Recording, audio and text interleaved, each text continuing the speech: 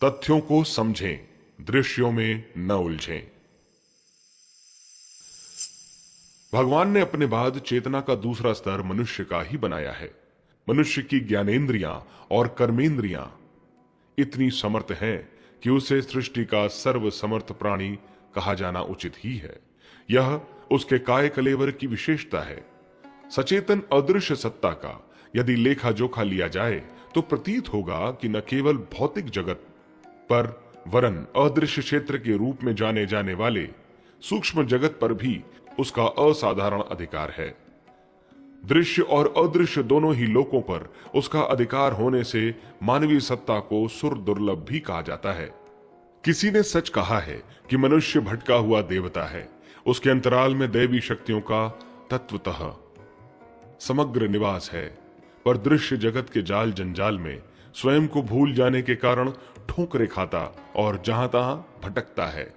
गड़बड़ी वहां से प्रारंभ होती है जहां वह अपने वास्तविक स्वरूप को भूलकर अपने को कलेवर मात्र समझता है, वाहन को अधिपति मान बैठता है और गोबर भरी मशक में अपने को समाया भर मानता है।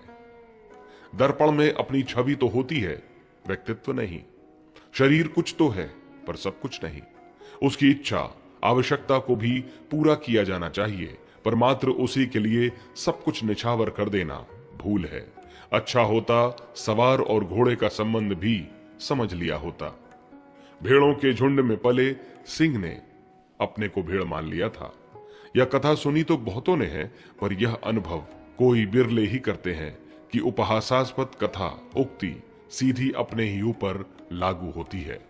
परमाणु मोटी दृष्टि से एक अत्यंत ही छोटा अदृश्य स्तर का प्रकृति का अत्यंत कनिष्ठ घटक मात्र मालूम पड़ता है। इतने पर भी वस्तुस्थिति यह है कि उसमें एक समूचे ग्रह पिंड जितनी शक्ति भरी पड़ी है। मनुष्य असंख्य परमाणुओं, जीवाणुओं, रसायनों, विद्युत आवेशों का भंडार है। प्रायः 5.5 फुट ऊंचे 60 किलोग्राम औसत भार के इस काय कलेवर में संभवतः उतने ही गोलक हो सकते हैं जितने कि इस समूचे ब्रह्मांड के तारे, ग्रह, उपग्रह आदि हैं। इस समूची शक्ति का अनुमान लगाया और आकलन किया जाए तो उसे अकल्पनीय ही कहना होगा। एक औसत मनुष्य प्रायः उतना ही हो सकता है जितना कि यह समूचा ब्रह्मांड प्रकृति संपदा से भरा पड़ा है। ब्रह्मांड को महतो महियान कहा गया है, पर पिंड को अणो रणयान। यदि आकार की न्यूनाधिकता पर ध्यान न दिया जाए तो मानवीय सत्ता भी परमात्म सत्ता के समतुल्य जा पहुंचती है। भगवान को जितने भी प्रमुख अवतार लेने पड़े हैं वे सभी मनुष्य आकृति में ही हुए हैं। स्वर्गीय देवता अपनी जगह विराजमान हो सकते हैं, पर धरती पर देवताओं की भी कभी कमी नहीं रही। महामानवों के रूप में उनके अस्तित्व का परिचय समय समय पर मिलता रहा। मनुष्य ही देव के स्वरूप में सृजन और दैत्य के रूप में ध्वंस के ऐसे कृत्य दिखाते रहे जिसकी विशालता और विभीषिका पर ध्यान देते ही दांतों तले उंगली दबानी पड़ती है। क्षुद्रता का प्रतिनिधित्व करते हुए उन्हें इसी कारण देखा जाता है कि वह अपना वास्तविक स्वरूप भूल जाता है। यदि मनुष्य आत्मबोध प्राप्त कर ले और समझ ले कि मैं कौन हूं, क्या हूं और क्या कर सकता हूं, तो समझना चाहिए कि उसे शूद्र से महान, नर से नारायण, पुरुष से पुरुषोत्तम बनने से कोई नहीं रोक सकता।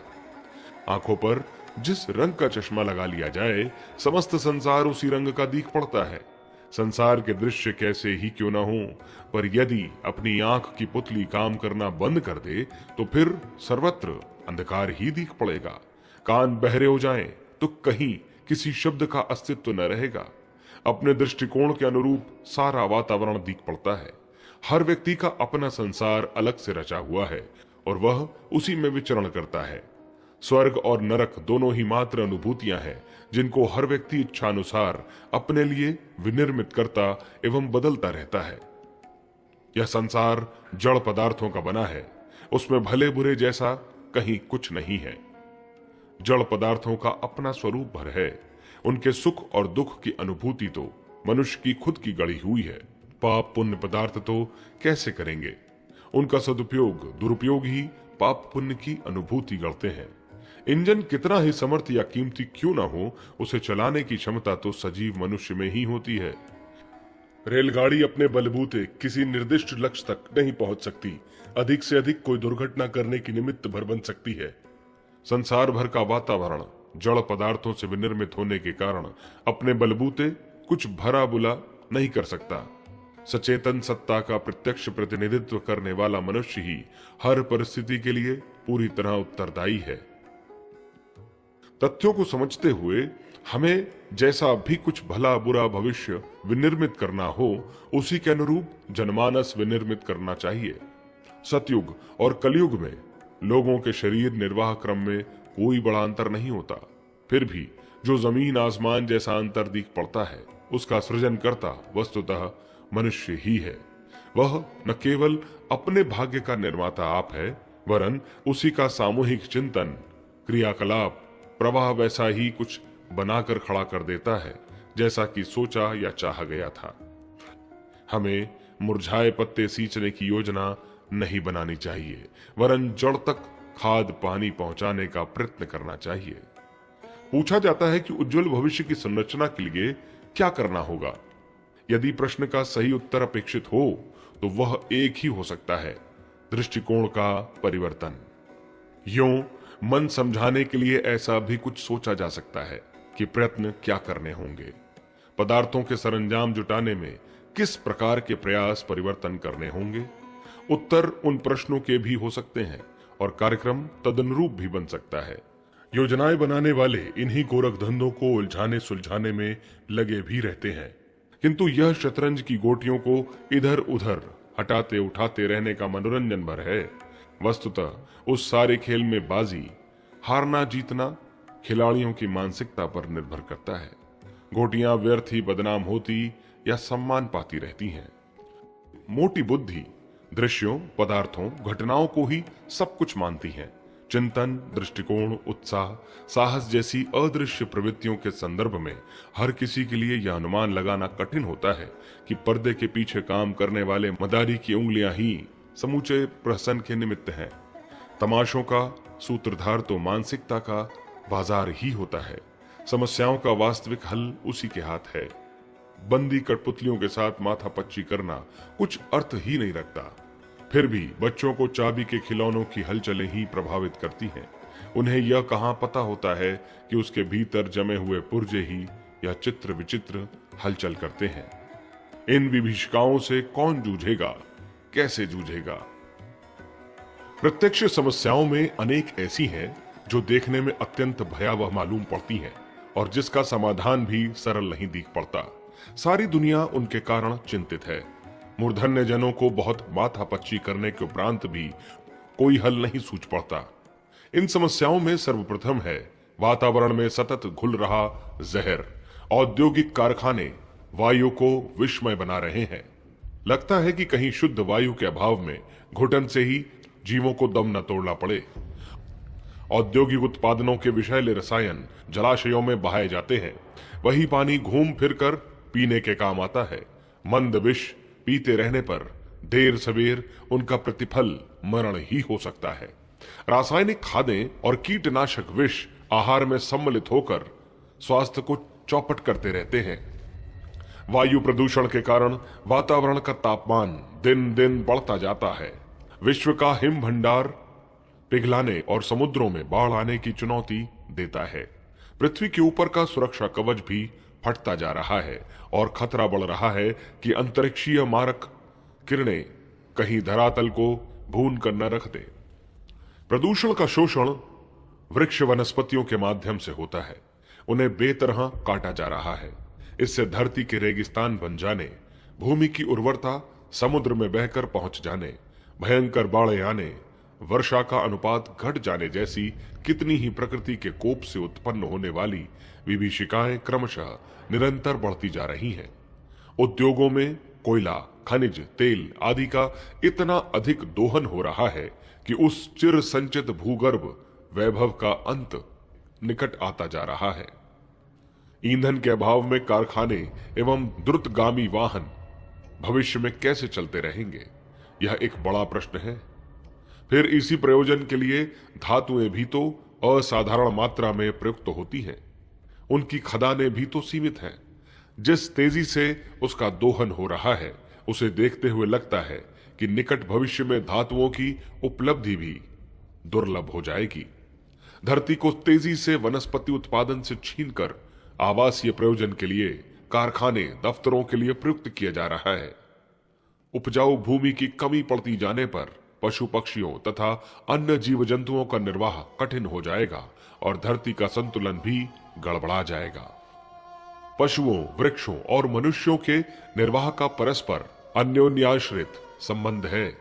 इन तीनों में से एक घटेगा, मिटेगा तो शेष दो का भी सफाया हो जाएगा। वृक्षों की पत्तियों से, पशुओं के, मनुष्यों के मल मूत्र से धरती की उर्वरता कायम रहती है और उसी के आधार पर जीवधारियों को आहार उपलब्ध होता है। बादल अपने आप बरसने का जितना उपक्रम अपनाते हैं, उससे कहीं अधिक पृथ्वी की परिस्थितियां उन पर बरसने का दबाव डालती हैं। यदि यह दबाव बना रहे तो जिस प्रकार रेगिस्तानों में वर्षा नहीं होती, उसी प्रकार अन्यत्र भी बूंद बूंद पानी के लिए तरसना पड़ेगा।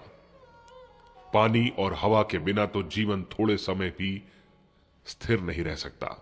फिर आहार की उपज भी नहीं हो सकती और निर्वाह साधनों के अभाव में न मनुष्य जी सकता है और न प्राणियों, वनस्पतियों में से ही किसी का जीवन स्थिर रह सकता है। वर्तमान प्रवाह प्रचलन पूरे जोर से ऐसी ही दिशाधारा अपना रहा है, जिसके कारण भविष्य हर प्रकार अंधकारमय ही दिख पड़ता है। ऐसा क्यों हो रहा है, क्यों करना पड़ रहा है? इसके संबंध में एक बात बहुत जोर देकर कही जाती है कि मनुष्यों की जनसंख्या बेहिसाब बढ़ रही है। उनके लिए तदनुरूप ही बढ़े चढ़े साधन चाहिए। आहार, जल, मकान, कारखाने, व्यवसाय, विद्यालय, चिकित्सालय आदि अनेकों साधन चाहिए। उस संदर्भ में हाथ सिकोड़ा जाए तो उत्पन्न होते जाने वाले मनुष्य समुदाय की व्यवस्थाएं कैसे बने? मनुष्यों की अभिवृद्धि अनायास ही रुकती भी तो नहीं। इन दिनों एक नया व्यवसाय और जन्मा है, युद्ध। 20वीं सदी में तो 2 विश्व युद्ध एवं प्रायः 200 क्षेत्र युद्ध हो चुके हैं। इनमें कितनी युवा शक्ति मरी, कितने परिवार अनाथ हुए, इसकी बात तो अलग। युद्ध सामग्री बनने में जो जनशक्ति, धन शक्ति, बुद्धि शक्ति लगी, उतने साधनों से इसी धरती को न जाने कितना समुन्नत बनाया जा सकता था। अभी भी जो तैयारियां चल रही हैं, उससे प्रतीत होता है कि सृजन प्रयत्नों की तुलना में ध्वंस की तैयारियां कहीं अधिक बढ़ चढ़ कर रहे हैं। अर्थ संतुलन ऐसा गड़बड़ाया है कि गरीब अधिक गरीब और अमीर अधिक अमीर बनते जा रहे हैं। अर्थलिप्सा में मंडियां हथियाने के लिए धनाध्यक्षों की हविश अनेक प्रकार के उपनिवेशवाद, साम्राज्यवाद, पूंजीवाद रचते हैं और उनके परिणाम स्वरूप दुख बढ़ते चले जा रहे हैं। इस सब का परिणाम यह हुआ कि जन साधारण का शारीरिक, मानसिक स्वास्थ्य बेतरह गड़बड़ाने लगा है। दोनों ही क्षेत्रों में इतने अधिक रोग बढ़ रहे हैं कि उनके निवारण के लिए बनने वाले चिकित्सक, आविष्कार, अस्पताल सभी बौने पड़ते जा रहे हैं। लगता है अगले दिनों पूर्ण स्वस्थ रह सकना अत्यंत कठिन हो जाएगा। शिक्षा का उद्देश्य नौकरी भर रह जाने से बेकारी, बेरोजगारी की बाढ़ रोक सकना कठिन हो जाएगा। महंगी ठाट बाट के लिए व्याकुल बनाने वाली पढ़ाई अपना संतुलन बिठाने के लिए वेतन की तरह रिश्वत को भी समानांतर साधन बना रही है। बताया जाता है कि जनता की भलाई के नाम पर सरकार जो कुछ करती है, उसका 85% नौकरशाही तंत्र पर खर्च हो जाता है। शेष 15% भी उपयुक्त व्यक्तियों तक पहुंचता होगा कि नहीं, इसमें संदेह है। बिचौलिए उसमें से भी बड़ा अंश हड़प जाते हों तो कोई आश्चर्य नहीं। कहने को प्रजातंत्र का प्रचलन है और सत्ता का सूत्र संचालक मतदाता माना जाता है, पर यह कोई रहस्य नहीं रहा कि मतदाता जिन विभ्रमों और दबावों के बीच रह रहा है, उसे देखते हुए उसके लिए विवेकपूर्ण निर्णय कर सकने का धरातल भी तो नहीं रह गया है।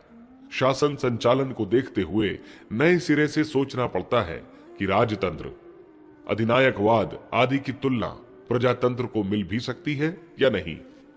प्रत्यक्षवाद ने आदर्शों पर से आस्थाएं बुरी तरह डगमगा दी हैं। जैसे भी बने स्वार्थ साधन ही प्रमुख दृष्टिकोण रह गया है। मानवीय गरिमा के साथ जुड़ी हुई उत्कृष्टता की चर्चा तो कहने सुनने को मिल जाती है, पर उसका व्यावहारिक प्रचलन मुश्किल से ही कहीं देखने को मिलता है। छद्म, पाखंड, प्रपंच ही भक्त और भगवान का क्रियाकृत्यों और धर्म कलेवरों का रूप धारण करता जा रहा है।